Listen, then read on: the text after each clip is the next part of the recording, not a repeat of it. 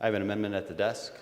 The clerk will designate the amendment. Amendment number 56, printed in Part D of House Report number 117-241, offered by Mr. Crenshaw of Texas. Pursuant to House Resolution 900, the gentleman from Texas, Mr. Crenshaw, and a member opposed each will control 5 minutes. The chair recognizes the gentleman from Texas. Thank you, Madam Chair. I rise in support of Amendment 56, which I was proud to offer.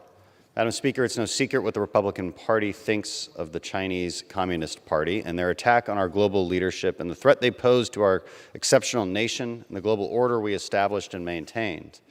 Whether you look at the COVID outbreak and cover-up, the treatment of Uyghurs in Xinjiang, or the repression in Hong Kong, the facts clearly establish that the CCP is unaccountable, unreliable, and untruthful. While some in this chamber want to think of them as a partner, I cannot bring myself down to that level of naivete. Let's call them what they are. They're a competitor, and they're a threat.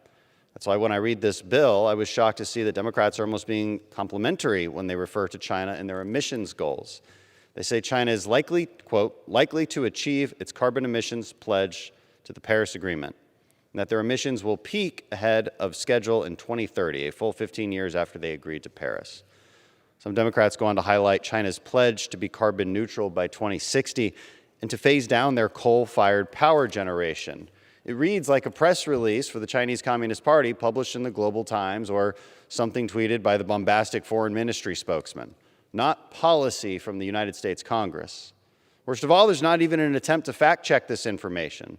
Just take it as blind fact, despite coming from an autocratic communist regime. Trust but verify will not do here. With China, it should be do not trust until we verify and continue to verify. Madam Speaker, are we so naive that we take China's word at face value? I believe I speak for my fellow Republicans and probably a few of my friends on the other side of the aisle when I say no, absolutely not. We have no reason to believe the communist leadership that has publicly stated that their goal is to best us in every technological field and establish global dominance. In fact, we already have evidence that they falsified emissions data before joining the Paris Agreement, but some still want to trust them? It doesn't take a classified intel report to call China's bluff. They have no intention of meeting these goals, but that won't stop them from telling us that they're on track. And if I had to guess, they'll say they're doing it even better than we are in reducing emissions, if for nothing more than their ongoing information warfare to make us appear weak and ineffectual on the world stage. That is the purpose of my amendment. We need to have the State Department, in consultation with the Department of Energy, come in and give us the facts. This amendment requires an annual briefing regarding the progress and efforts of China to meet emissions goals. We need to know, is China telling the truth about how much they have reduced emissions?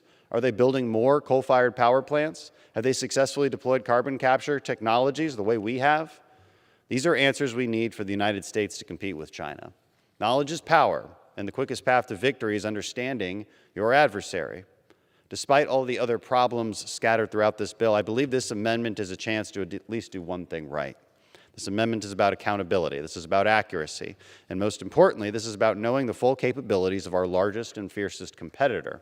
I urge my colleagues to support accountability, to support accuracy, to support truth, and to support knowledge by supporting this amendment. I reserve the balance of my time.